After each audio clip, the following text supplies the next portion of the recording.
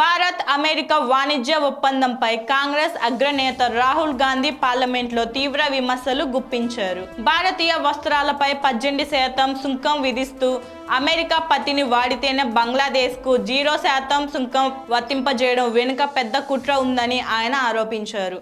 America పత్తిని దిగుమతి చేసుకుంటే దేశీయ పత్తి రైతులు నష్టపోతారని, లేదంటే భారత వస్త్ర పరిశ్రమ దెబ్బతింటుందని పేర్కొన్నారు. కేంద్ర ప్రభుత్వం లక్షలాది కుటుంబాల జీవనోపాధిని పణంగా పెట్టి ప్రధానమంత్రి నరేంద్ర మోడీ దేశ ప్రయోజనాలను తాకట్టు పెట్టారని రాహుల్ గాంధీ విమర్శించారు.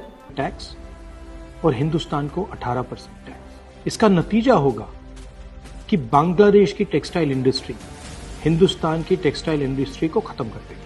Now what have you done? You have, the United States has reduced Bangladesh's tariff to 0. And our tariff is 18%. What do you expect our textile people to do? Their competitor is Bangladesh. If Bangladesh imports US cotton, they have 0% duty. Finished. Textile industry gone. Narendra Modi ji के एक मंत्री ने बोला कि अगर हम भी US cotton import करेंगे तो हमें भी वो फायदा मिलेगा. मगर सच्चाई है कि हमारा कॉटन बांग्लादेश जाता है, हमारा कॉटन हिंदुस्तान की टेक्सटाइल मिलों को चलाता है.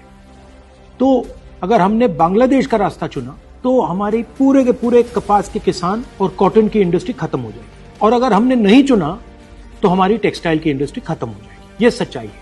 पीयूष गोयल जी झूठ मत बोलिए. इसलिए मैं इसको सरेंडर कहता हूं, क्योंकि ये डील या तो कपास के किसान को मारेगा, या टेक्सटाइल इंडस्ट्री को मारेगा, या फिर दोनों को उड़ा देगा. इनके मंत्री को यह भी नहीं मालूम कि बांग्लादेश अब हिंदुस्तान से कपास नहीं खरीदेगा और उन्होंने निर्णय ले लिया है कि वो यूएस से कॉटन इंपोर्ट करें.